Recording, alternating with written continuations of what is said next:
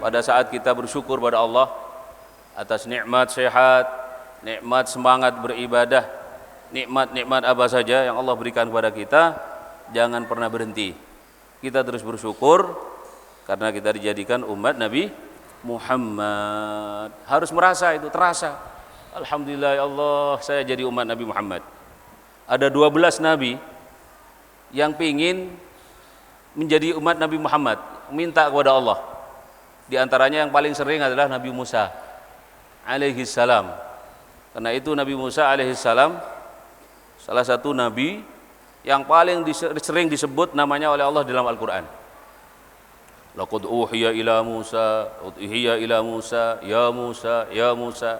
Yang sering dipanggil namanya oleh Allah Subhanahu wa taala. Kita tidak pernah minta kepada Allah, tapi Allah yang berkehendak kita dijadikan umat Nabi Muhammad. Kenapa mesti bersyukur kalau kita dijadikan umat Nabi Muhammad?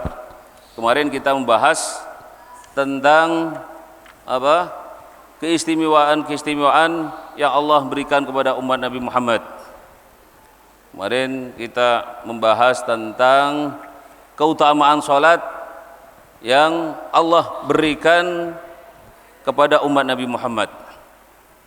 Ya, ini mumpung masih suasana kita selesai bulan Rajab, kemarin terhenti pembahasan tentang salat, tentang keutamaan salat. Kemarin terhenti bahwa salat anna shalah fiha ittikhadu ahdin indallahi ta'ala bidukhulil jannah.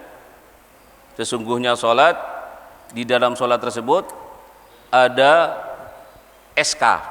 Nah, kalau bahasa Arab itu ahad, perjanjian. Ya, ahad indallah, perjanjian dengan Allah Subhanahu wa taala, bisa menjadi bukti atau sebab untuk kita masuk ke dalam surga Allah Subhanahu wa taala. Ahdun indallahi ta'ala bidukhulil jannah. Inda an Ubadah ibn Samit radhiyallahu an qala sami'tu Rasulullah sallallahu alaihi wasallam yaqul khamsu salawatin katabahunallahu 'alal ibad. 5 salat yang Allah wajibkan atas hamba. Faman jaa bihinna wa lam yudayyi' minhunna syai'an. Barang siapa yang melaksanakan salat 5 waktu tersebut dan tidak menyia-nyiakannya sedikit pun, istighfafan, dengan mengentengkan salat, bihaqqihinna, dengan haknya salat yang 5 waktu tersebut, jaminannya apa? Kana lahu indallahi ahdun ayyudkhilahu al-jannah. Maka orang tersebut yang benar-benar serius mendirikan sholat 5 waktu dengan baik itu, dia mempunyai perjanjian atau bisa dibilang kartu. Kartu apa? Untuk masuk ke surga. Ya, 2 minggu yang lalu kita jelaskan bahwa orang sholat itu dia seperti mempunyai kartu. Nah, kita sekarang punya kartu BPJS. Kalau nggak punya kartu BPJS nggak bisa ngurus BPJS. Kita punya kartu apa saja yang bisa menjadi bukti, dengan kartu itu kita bisa menyelesaikannya. Begitu juga kita kalau ingin masuk surga harus punya bukti, punya kartu. Dengan kata lain tadi disebutkan dengan ahdun, perjanjiannya. Dari Sayyidina Ka'ab bin Ujrah radhiyallahu an, qala kharaja alaina Rasulullah sallallahu alaihi wasallam wa nahnu 7 nafar. Kata Sayyidina Ka'ab bin Ujrah, dia mengatakan kami keluar. Yani Rasulullah sallallahu alaihi wasallam datang kepada kami. Ya, datang kepada kami sementara kami waktu itu dalam 7 orang. 7 nafar, wa nahnu 7 nafar. Ada 7 orang. Rasulullah datang kepada kami. Faqala sallallahu alaihi wasallam, kemudian Nabi mengatakan ma ajlasakum, apa yang menyebabkan kalian duduk-duduk di sini, yakni 7 orang tadi? Jalasna nantadhirus shalah. Mereka menjawab, ya Rasulullah, kami duduk di sini sedang menunggu salat. Sedang menunggu salat. Qala fa aramma ay sakat. Kemudian Rasulullah diam sejenak. Aramma itu sakata qalilan, berdiam sejenak. Ketika setelah bertanya, apa yang menyebabkan kalian duduk di sini? Kemudian sahabat menjawab, kami sedang menunggu sholat. Rasulullah diam sejenak. Nah, memperhatikan, diam sebentar. Summa aqbala alaina. Kemudian menatap kami lagi. Rasulullah diam sejenak, kemudian menatap kami lagi. Kata para sahabat, faqala hal tadaruna ma yaqulu rabbukum? Apakah kalian tahu apa yang dikatakan Tuhan kalian? Qulna la. Kami menjawab, tidak ya Rasulullah, kami enggak tahu. Qala fa inna rabbakum yaqul. Sesungguhnya Tuhan kalian berfirman, man shalla salata liwaqtiha wa hafadha 'alaiha wa lam yudayyi'ha istighfafan bihaqqiha falahu 'alayya ahdun ayyudkhilahul jannah. Barang siapa yang salat tepat pada waktunya dan benar-benar menjaganya, hafadha 'alaiha, menjaganya. Yang dimaksud hafadha 'alaiha ini benar-benar salat dijadikan sesuatu yang penting, yakni mementingkan salat.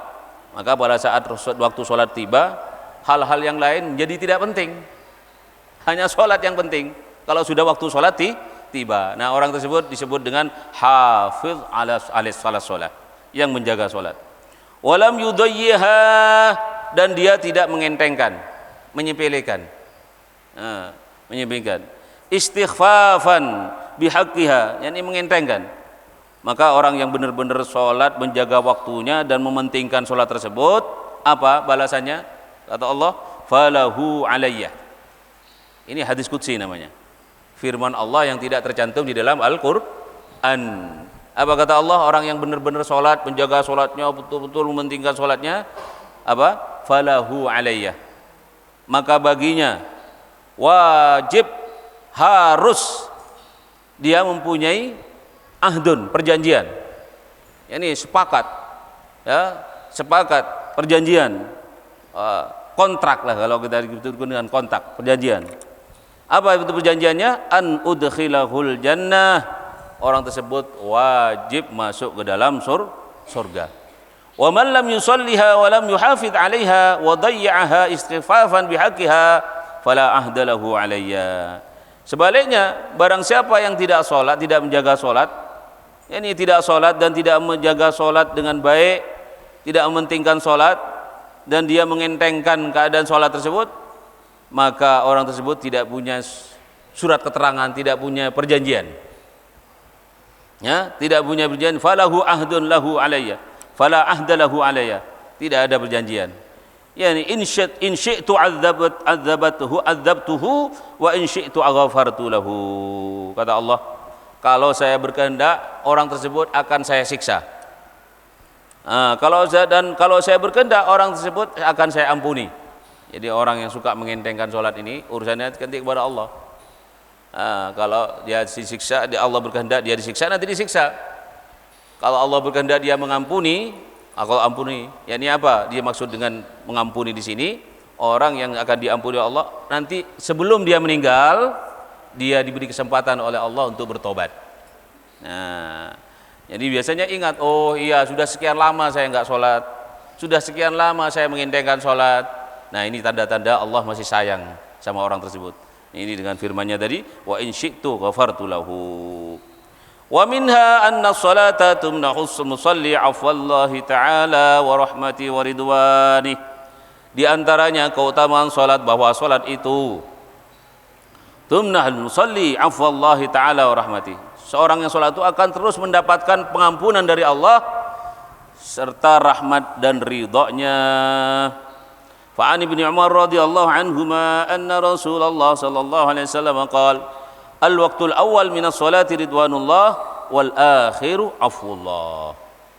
Rasulullah dawuh, ini hadis diriwayatkan oleh Imam Tirmidzi, ya, Rasulullah dawuh waktu pertama salat tersebut merupakan ridwanullah, yaitu ridha dari Allah, dan wal akhiru, dan waktu yang terakhir adalah pengampunan dari Allah Subhanahu wa taala.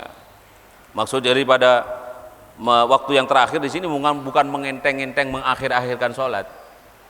Artinya ada kondisi seorang ketika mendapat panggilan sholat itu langsung dia punya kesempatan dan semangat untuk melaksanakan sholat. Ada yang masih menunda dulu dengan waktu yang tidak sampai melampaui batas, dimakruhkan sholat seperti waktu asar. Karena waktu asar itu ada seperti ada pembagiannya, ada waktu fadilah, ada waktu yang diperbolehkan, dan ada waktu karahah kalau sudah mau terbenam matahari. Nah, waktu yang akhir di sini yang dimaksud tidak sampai waktu yang diharamkan. Wajana Nabi sallallahu alaihi wasallam qala awwalul waqti ridwanullah wa wasatul waqti rahmatullah wa akhirul waqti afullah azza wa jal. Nabi sallallahu alaihi wasallam dawuh bahwasanya pertama waktu salat itu adalah ridwanullah, dia akan mendapat ridho Allah. Jadi kalau kita ingin mendapat ridho Allah, bersegeralah sholat kita selalu berada di awal waktu. Wawasatul waktu rahmatullah, dan waktu pertengahannya adalah rahmat Allah, dan waktu yang terakhir adalah pengampunan dari Allah Subhanahu wa taala. Dan juga termasuk infadilatis shalah, inna shalah mubahatu rabbil izzati wa malaikatahu bil musalli. Salat itu ada menjadi kebanggaan yang dibanggakan oleh Allah Subhanahu wa taala kepada para malaikat. Nah, ini salah satu kiat supaya kita ketika sholat itu lebih semangat lagi. Kita harus merasa ketika waktu sholat, ya, ketika waktu sholat kita ini sedang dibanggakan oleh Allah kepada para malaikat. Sebagaimana jemaah haji waktu di Arafah, ini yang pernah haji ini, yang sering ketika mendapat pencerahan daripada masyayikh di Arafah, bahwa jemaah haji yang sedang terkumpul itu dibanggakan oleh Allah kepada para malaikat. Begitu juga orang yang sedang sholat, Allah membanggakan orang sholat tersebut kepada para malaikat. Malaikat, lihatlah hamba-hambaku ini. Dibanggakan. Kenapa? Karena apa? Karena pelaksanakan sholat dengan baik, dengan bagus. Seperti kita melihat anak-anak kita atau murid-murid kita yang sukses, yang berhasil dalam meraih prestasinya, kita sering membanggakan kepada orang lain. Ya. Nah, kita sebagai hamba-hamba Allah yang sukses dalam sholat juga dibanggakan oleh Allah kepada para malaikat. Di mana hadis dari Abu Hurairah radhiyallahu an, anna Rasulullah sallallahu alaihi wasallam yaqul, yata'aqabuna fikum, wa fi riwayatin Ahmad, innal malaikata yata'aqabuna fikum ay yatanawabun, malaikatun bil lail wa malaikatun bin nahar, wa yajtami'una fi salati subhi wa salati al-'asr, thumma ya'ruju alladhina batu fikum wa yas'aluhum rabbuhum wa huwa a'lamu bihim fayaqul kaifa taraktum ibadi fayaquluna taraknahum wa hum yusalluna wa atainahum wa hum yusallun. Ini hadis diriwayatkan oleh Imam Bukhari Muslim. Kalau kita ini salat dibanggakan oleh Allah kepada para malaikat. Apa faktanya? Rasulullah dawuh, ya ta'aqabuna fikum. Napa ya ta'aqabuna? Malaikat itu silih berganti mengawasi, mengontrol dan memperhatikan kita yang sedang sholat, saling silih berganti. Dalam riwayat lain disebutkan, innal malaikata yatanawabun, malaikatun bil lail wa malaikatun bin nahar. Ada malaikat yang bertugas pada malam hari, ada tugas para malaikat di siang hari. Wa yajtami'una fi sholati subhi wa sholatil 'asr. Malaikat yang bertugas malam dan siang ini selalu berkumpul, ya, berkumpul pada waktu sholat asar dan sholat subuh. Pada waktu sholat subuh dan sholat asar.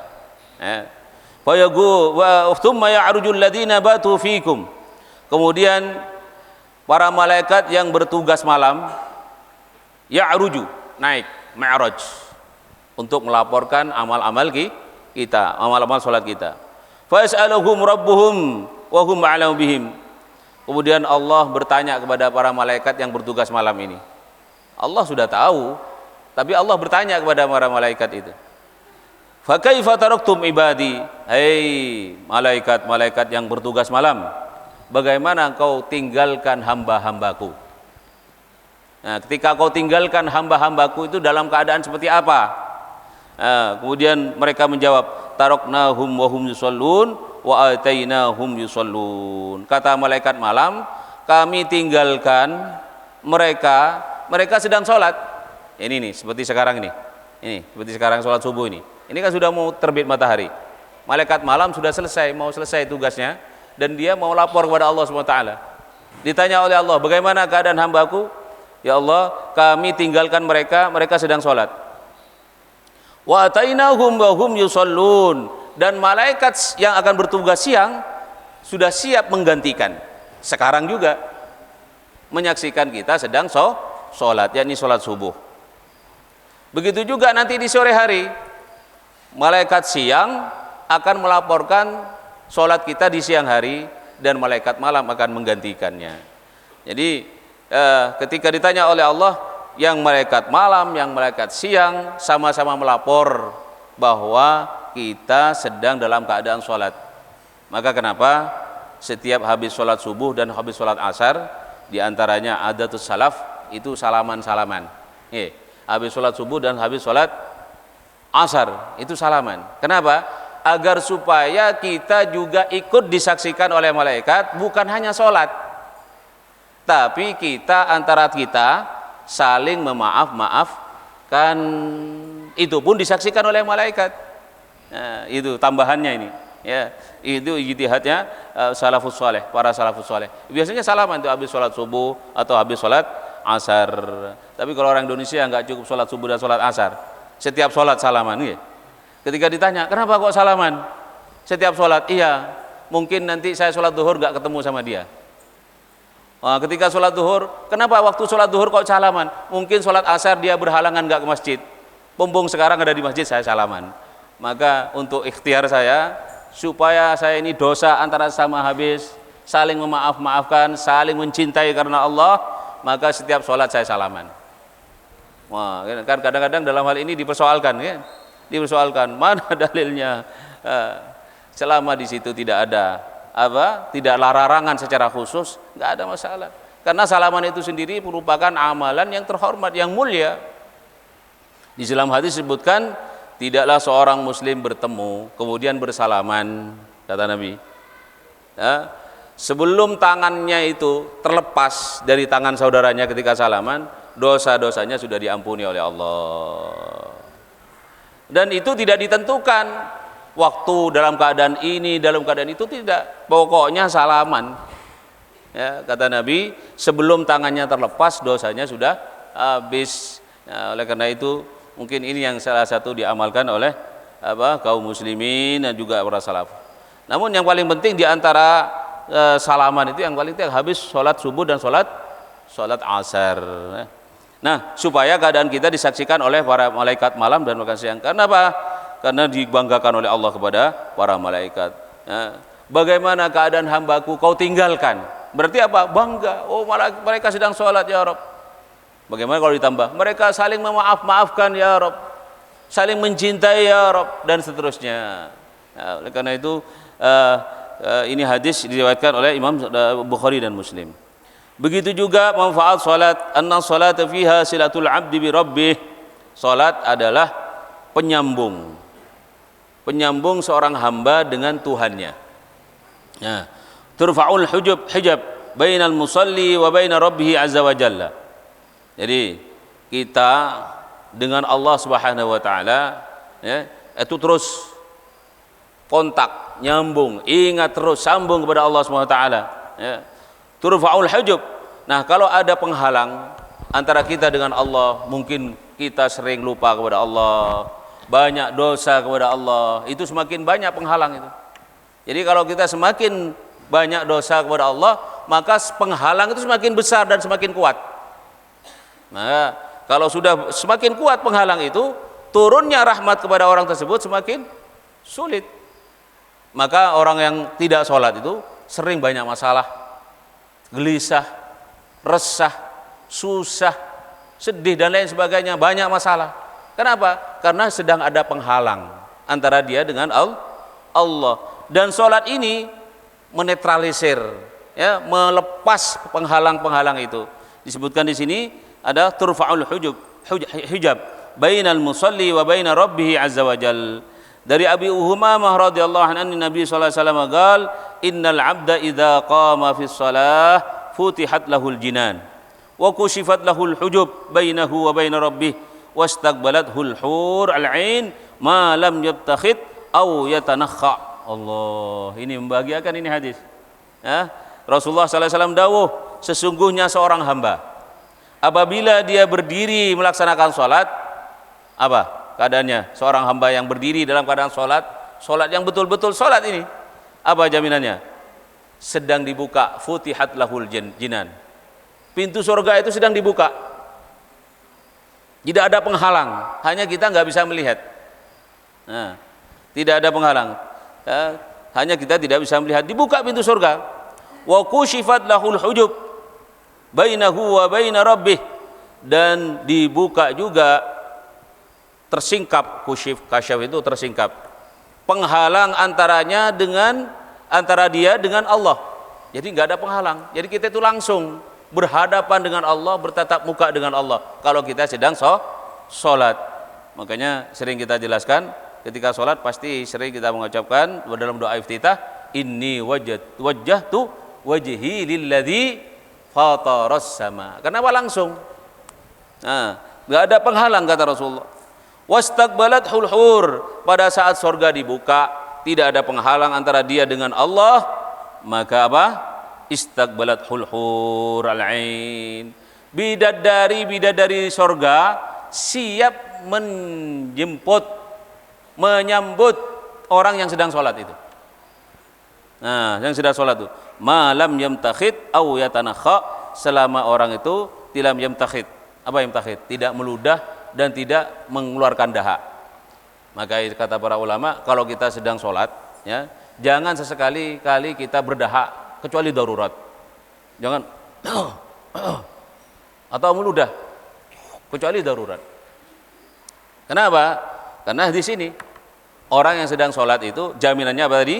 Dibuka pintu surga, tidak ada penghalang antara dia dengan Allah, dan bidadari surga sedang bergembira menyambut kita selama kita tidak meludah, tidak berdahak. Maka kata para ulama ahli fuqaha, kalau kita dalam sholat sekiranya tidak menghalangi bacaan Fatihah kita, jangan berdahak-dahak bersering-sering. Nah, jadi dalam sholat kadang-kadang kita dengar saudara-saudara kita sholat sibuk. Nah, itu ini bidadarinya ini, gak sida menyambut kita ini. Kalau kita sholat sibuk dengan murda, apalagi batuk dan sebagainya. Kecuali darurat sekiranya menghalangi bacaan Fatihah kita, itu nggak apa-apa. Ya. Ilah hadis jauh, tidak ada penghalang antara kita dengan Allah Subhanahu wa taala, silah penyambung. Maka dikatakan kalau ingin tahu hubungan kita dengan Allah itu baik, karena apa? Sering tidak ada penghalang. Yani sholatnya baik, itu dilihat sholatnya sudah. Kata Alwi bin Syihab, ya, kalau ingin tahu hubungan kita dengan Allah itu baik, sederhana, lihat sholatnya sudah. Baik apa enggak?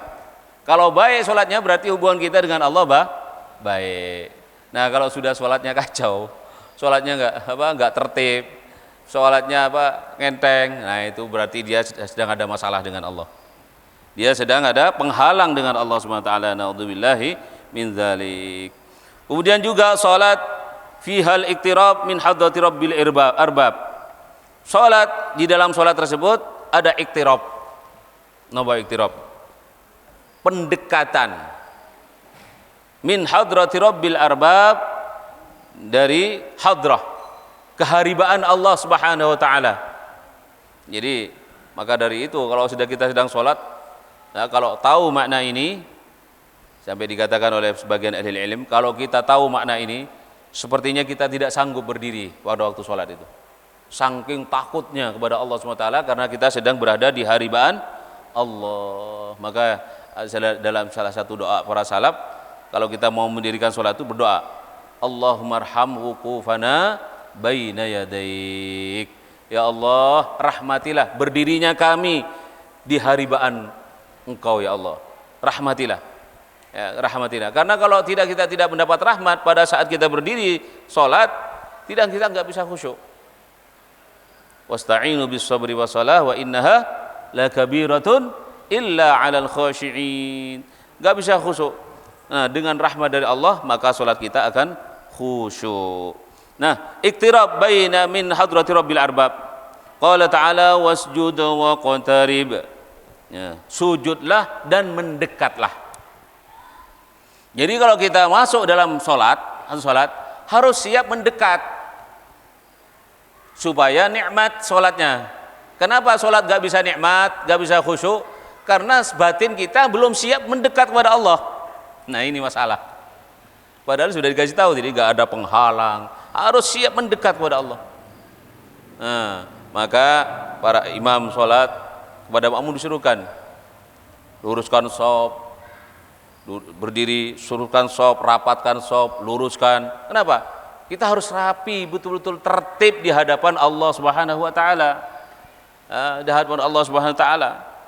Maka kata Nabi sallallahu alaihi wasallam, karena setan akan masuk di celah-celahnya orang yang sedang berdiri waktu sholat itu. Tapi kalau shafnya bagus, setan tidak ada kesempatan untuk masuk. Nah, karena kita sedang mendekat kepada Allah Subhanahu wa taala. Dari Abu Hurairah radhiyallahu anhu qala Rasulullah sallallahu alaihi wasallam, aqrabu ma yakunul 'abdu min rabbih 'azza wa jalla wa huwa sajidun fa aktsirud du'a.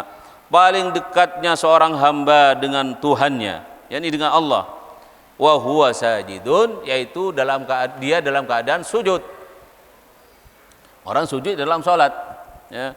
Sujud fa aktsirud du'a, maka berbanyaklah kalian berdoa di waktu sujud. Nah, jadi sujud ini ada aturannya. Tidak boleh sujud sembarangan. Kadang-kadang kita temukan di masjid, di musholla, di mana tiba-tiba sujud. Ketika ditanya, sujud apa panjenengan? Ya, langsung sujud dia. Sujud apa? Iya, pokoknya sujud. Tidak bisa bikin aturan sendiri. Haram sujud di luar aturan. Sujud pertama dalam sholat yang diperbolehkan. Sujud tilawah. Sujud syukur. Kalau sujud sahwi itu masuk dalam bagian daripada sujud dalam sholat. Di luar ini nggak boleh sujud. Kemudian kenapa sujud kita di dalam sholat kok 2 kali? Nggih. Kok sujud syukur 1 kali? Ngene mboten. Dalam sholat kok 2 kali sujudnya?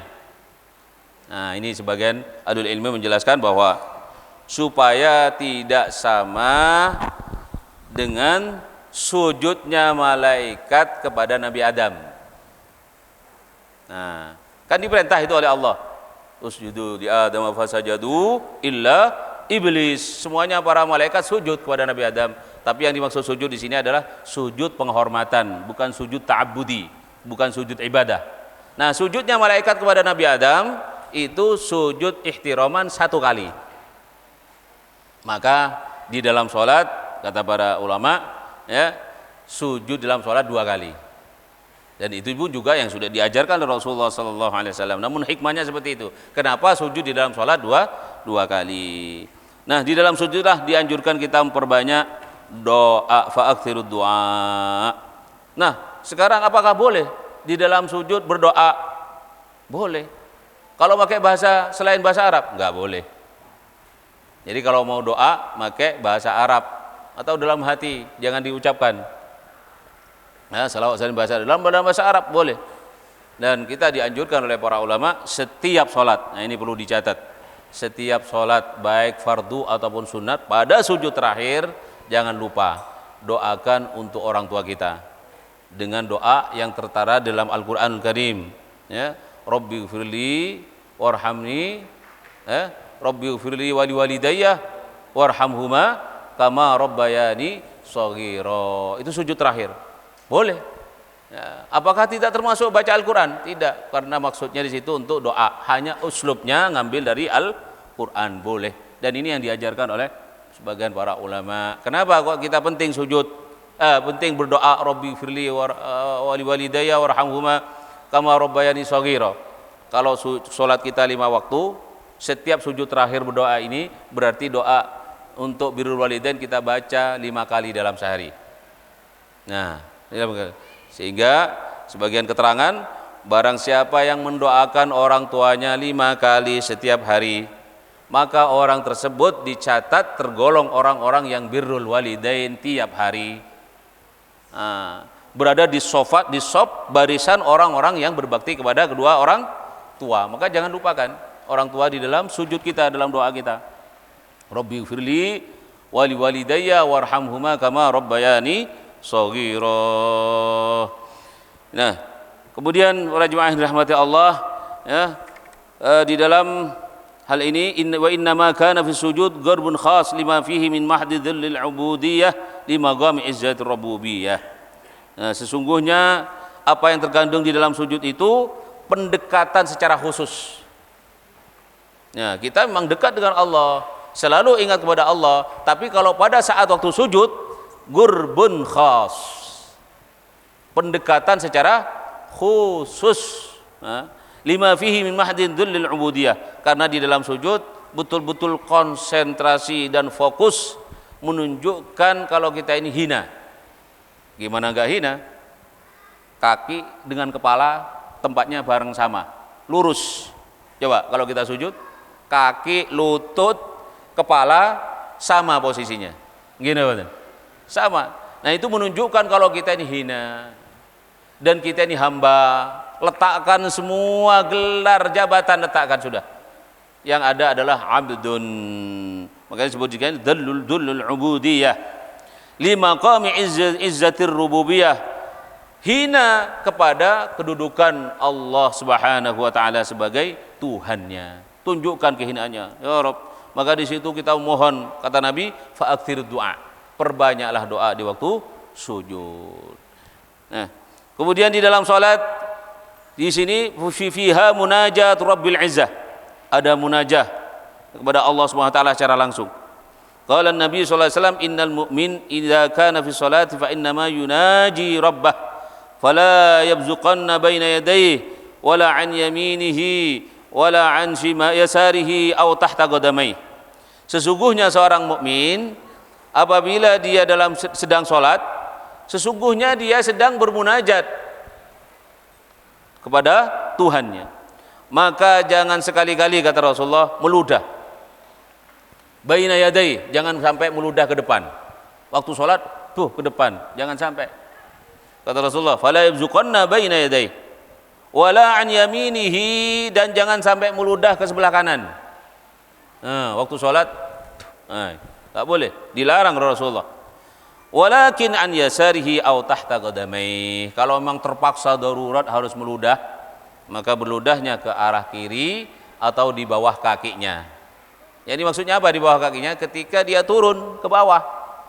Nah, ketika ke bawah kakinya atau ke kiri.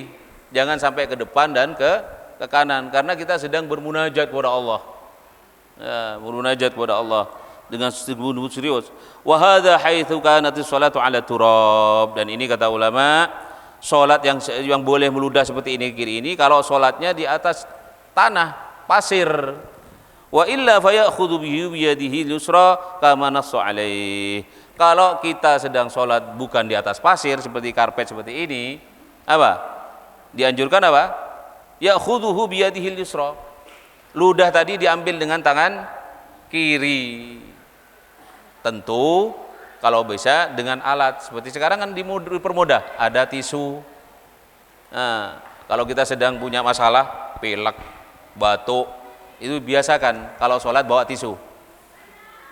Nah, takut apa? Jaga-jaga harus meludah, atau tiba-tiba keluar dahak kita keluar ada di sini, kan repot nih. Mau baca Fatihah, mulut penuh dengan ludah, nggak bisa. Maka harus dikeluarkan. Caranya seperti apa?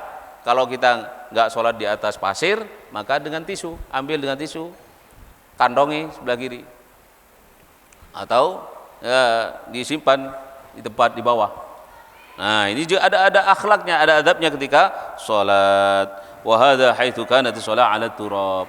An Abi Hurairah radhiyallahu anhu an Nabi sallallahu alaihi wasallam annahu qala idza qama ahadukum ila shalah fala yabsuq amamahu fa inna ma yunaji Allah ma dama fi shalah wala an yaminihi fa inna an yaminihi malakan wa la yabsuq an yasarihi hatta au tahta qadamaihi wal yabsuq an yasarihi au tahta qadamaihi fadfinha.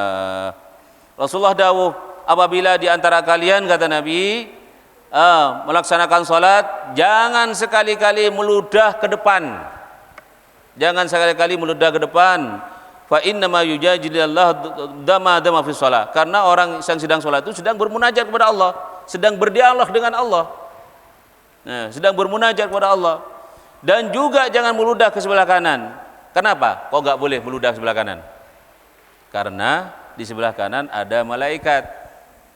Subhanallah. Jadi kita sholat Allahu Akbar, ditunggu ini malaikat. Sedang dibanggakan oleh Allah kepada para malaikat. Jangan meludah ke sebelah kanan. Dan kata Rasulullah, berludahlah kalau terpaksa ke kiri atau ke bawah kakinya. Nah, fayadfinha. Setelah meludah bukan dibiarkan, dikuburkan, ditanam sekiranya tertutup ludah itu. Nah, kalau ini sholat di atas pasir atau tanah. Nah, kalau bukan di tanah tadi, yadfinha, ditutup tadi, dikuburkan tadi ya dengan tisu, sehingga ludah itu tidak terlihat. Nah, ini para jemaah sekalian dirahmati Allah. Kemudian sholat adalah tawajjuh wal iqbal ala Allah Ta'ala. Sholat itu adalah sedang fokus dan betul-betul menghadap kepada Allah Subhanahu wa Ta'ala. Dari Ibnu Umar radhiyallahu anhuma anna Rasulullah sallallahu alaihi wasallam qaal idza kana ahadukum yusalli fala yabsuq qibla wajhihi fa innallaha qibla wajhihi idza shalla. Allah, ini yang harus betul-betul kita rasakan ini. Apa kata Nabi? Apabila di antara kalian salat, jangan sekali-kali meludah ke depan. Kenapa? Fa innallaha qibla wajhihi. Sesungguhnya Allah Subhanahu wa Ta'ala sedang berada dengan rahmatnya, berada di depan kita. Jadi kita sedang betul-betul sedang wajhan bi wajhin, wajah ketemu wajah dengan Allah Subhanahu wa Ta'ala. Idza shalla, pada saat salat, maka jangan sampai sekali-kali meludah ke depan. Nah, para jemaah yang dirahmati Allah Subhanahu wa Ta'ala, nah ini ada sambungan keterangan tentang malam nisfu Sya'ban ya. Ada yang bertanya, tolong jelaskan tentang keutamaan atau malam nisfu Sya'ban. Karena nanti malam ya, biasanya kebiasaan tradisi kaum muslimin malam Lailatul Sya'ban yaitu menghidupkan malamnya. Apakah di situ ada penjelasannya? Jelas. Diriwayatkan oleh Al-Imam Syafi'i di dalam kitab Jadi kita Imam Syafi'i itu punya kitab Di sana jelaskan khamsul layalin la turaddu fihinna da'wah. Kata Imam Syafi'i, ada 5 malam yang tidak ditolak doanya. Awwalu lailatin min Rajab. Malam pertama bulan Rajab. Yang kedua wa lailatul nisfi min Sya'ban. Yang kedua yaitu malam nisfu Sya'ban. Yang ketiga Lailatul Jum'ah, yaitu malam Jumat. Dan yang keempat Lailatul Fitri, malam Lailatul Idul Fitri. Dan yang kelima malam Lailatul Nahar, yaitu malam Lailatul Idul Adha. Ini 5 malam kata Imam Syafi'i tidak ditolak doanya, yakni doa mustajab. Dan di dalam sebuah hadis juga disebutkan di antara keistimewaan malam nisfu Sya'ban, walaupun hadis ini masih diperdebatkan antara sahih dan dhaif ya. Namun di dalam masalah fadilah amal boleh diamalkan hadis dhaif selagi tidak syad boleh diamalkan. Nah, ini diceritakan hadis ini diriwayatkan oleh Imam Baihaqi, Abu Bakar di dalam kitab Syu'abil Iman ya, juz 5 halaman 354. Di sana disebutkan satu riwayat, idza kanat lailatun nisfi min Sya'ban faqumu lailataha. Rasulullah dawuh, apabila terjadi sampai pada malam nisfu Sya'ban, maka bangun pada malam harinya. yakni malamnya itu dimakmurkan dengan salat, dengan ibadah. Wasumu yaumaha, dan berpuasalah pada siang harinya. Fa innallaha ta'ala yaqul, karena Allah SWT berfirman, ala min mustaghfirin fa'ghfirulah, ala min mustarzikin fa'arzuqulah, ala min sa'ilin fa'utiyah, ala kadza hatta yatlu'al fajr. Karena Allah Subhanahu wa taala berfirman, ala, adakah orang yang minta maaf, mohon ampun, baca istighfar, maka aku ampuni, kata Allah. Adakah orang yang minta rezeki, maka aku beri rezeki. Adakah orang yang minta sesuatu, maka aku kasih, kata Allah. Ala kada. Apa saja permasalahan yang sedang dialaminya, mintalah, akan aku kasih, kata Allah. Sampai kapan? Hatta yatlu'al fajru, sampai terbit fajar, yakni sampai subuh. Nah, ini hadis diriwayatkan oleh Imam Baihaqi, Abu Bakar dan Syu'bul Iman.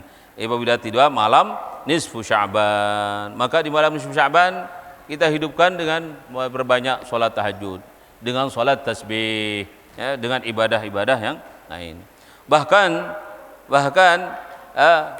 Syekh Albani ini menerangkan juga dalam kitabnya Sahihut Targhib wa Tarhib, ya, juga menganggap sahih hadis terkait keutamaan malam nisfu Sya'ban. Hadis ini hadis sahih dalam kitabnya Sahihut Targhib wa Tarhib. Dan juga di dalam keterangan hasan sahih, ya, juga disebutkan di hasanun sahih. Wa an Mu'adz bin Jabal radhiyallahu anhu an Nabi sallallahu alaihi wasallam qala yattali'u Allahu ila jami' khalqihi lailatan nisfi min Sya'ban. Allah Subhanahu wa taala menampakkan, hadir dengan rahmatnya, maksudnya kepada seluruh makhluknya pada malam Lailatul Nisfu Sya'ban.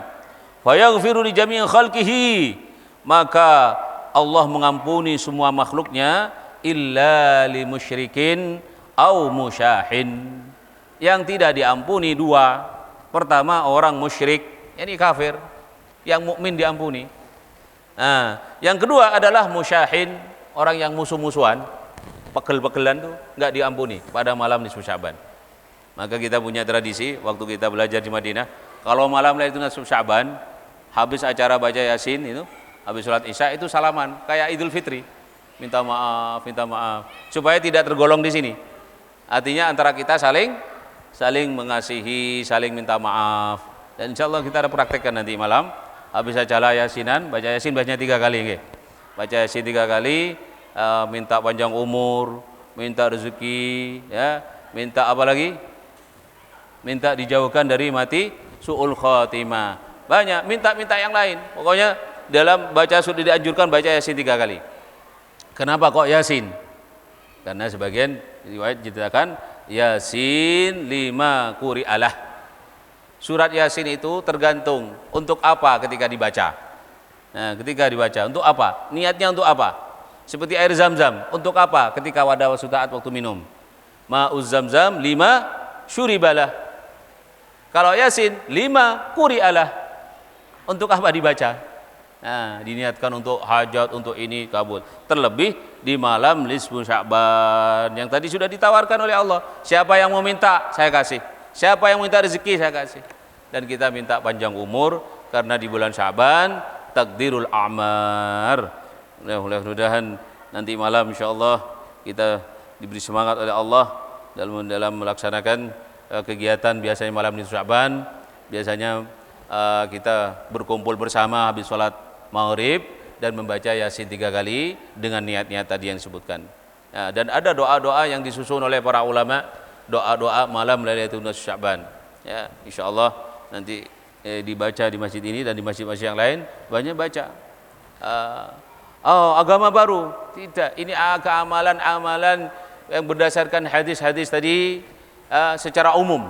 Di malam ini dihidupkan, terserah mau dihidupkan dengan baca Yasin, mau sholat tahajud, mau zikir-zikir yang lain, terserah. Pokoknya malam ini intinya malam yang penting kita hidupkan. Kenapa? Kata Imam Syafi'i tadi, doanya tidak ditolak. Da'watun la turad, enggak ditolak.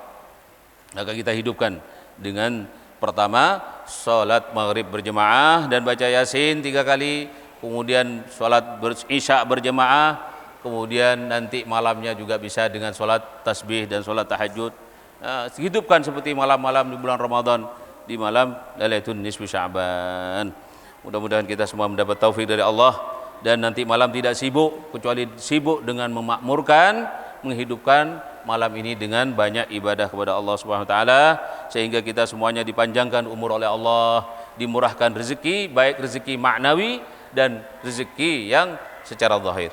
Dan mudah-mudahan kita semuanya oleh Allah diberi sehat wal afiah dalam taat kepada Allah dan Rasulullah, untuk ibadah kepada Allah Subhanahu wa taala, dan kita ditutup dengan dalam keadaan husnul khatimah. Al-Fatihah.